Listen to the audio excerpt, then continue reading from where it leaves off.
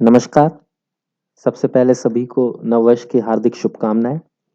और आज 1 जनवरी 2022 को जो मैंने टॉपिक वीडियो का लिया है वो मैंने गवर्नमेंट एम्प्लॉय कॉर्नर यानी हमारा ई ऑफिस और जो अदर टेक्निकल सब्जेक्ट्स हैं उससे हटकर अभी गवर्नमेंट ने 31 दिसंबर 2021 को मिनिस्ट्री ऑफ फाइनेंस ने गवर्नमेंट ऑफ इंडिया ने कुछ एयर ट्रेवल रूल्स जो थे हमारे बुकिंग के एयर इंडिया से पहले हमारे पास रिस्ट्रिक्शन था कि एयर इंडिया का ही हमें टिकट्स बुक करानी है, उसके कुछ रूल्स थे, उसमें कुछ मॉडिफिकेशंस किए हैं। उसका सर्कुलर 31 दिसंबर 2021 को उन्होंने निकाला है। तो उसी को कवर करेंगे क्योंकि काफ़ी सारे एम्प्लॉयज़ ऑफिशियल टूर पे जो जाते हैं तो उनको ये शायद हेल्प करेगा। तो पहले जो रिस्ट्रिक्शन थे कि एयर इंडिया का लेना है, उसमें चूंकि अब एयर इंडिया का उन्होंने डिसइन्वेस्टमेंट करा है गवर्नमेंट ने, तो जो उन्होंने हमारे लिए यूजफुल पॉइंट है इस सर्कुलर में, ऑफिस मेमोरेंडम में, उसके बारे में हम डायरेक्ट डिस्कशन कर लेते हैं।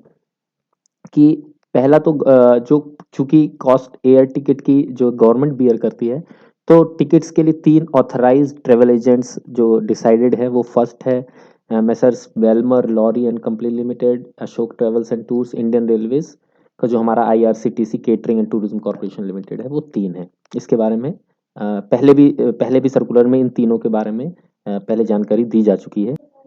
जो भी डिपार्टमेंट जिनके एम्प्लॉयज ट्रैवल करने जा रहे हैं वो या एम्प्लॉय हिमसेल्फ अगर वो खुद टिकट बुक कर रहे हैं तो इनमें से तीनों में से वो डिपार्टमेंट या एम्प्लॉय चॉइस कर सकते हैं। इसका कोई रिस्ट्रिक्शन क्लियर कट ऐसा कुछ नहीं है।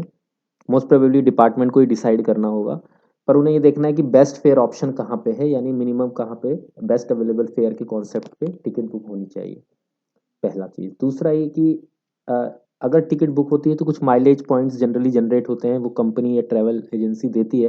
वो माइलेज पॉइंट एम्प्लॉय को अपने पर्सनल ट्रैवल के लिए, प्राइवेट ट्रैवल के लिए कभी यूज़ नहीं करना है। वो एक्चुअली कहना चाहिए हमें कि गवर्नमेंट के या डिपार्टमेंट के खाते में जाएगा और उस माइलेज पॉइंट्स का नेक्स्ट टिकट बुकिंग में यूज़ कर सकते हैं अगर किसी दूसरे एम्प्लॉय या उसी एम्प्लॉय को कुछ ऑफिशियल पर्पज से ट्रैवल करना होता है। एक पॉइंट और ये है कि किसी ऐसी सिचुएशन होती है कि जब इन टिकट किसी हमें दूसरे ट्रैवल एजेंट या वेबसाइट के थ्रू बुक करना पड़ जाए, तो फिर मिनिस्ट्री डिपार्टमेंट में फाइनेंशियल एडवाइज़र जो होते हैं या हेड ऑफ डिपार्टमेंट जो होते हैं, जिनकी रैंक जो है जॉइंट सेक्रेटरी के नीचे नहीं होती है, तो फिर उनको अनुमोदन से कहना चाहिए या वही रिलैक्सेशन इसमें ग्रांट कर सकते हैं। तो फिर इस टिकट का रिम्बर्समेंट होगा या वो मान्य होगा।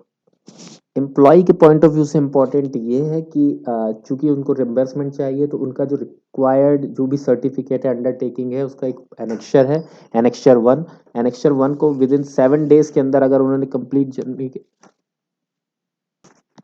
टीए जो है वो as per existing rule later on, मतलब बाद में भी जमा किया जा सकता है।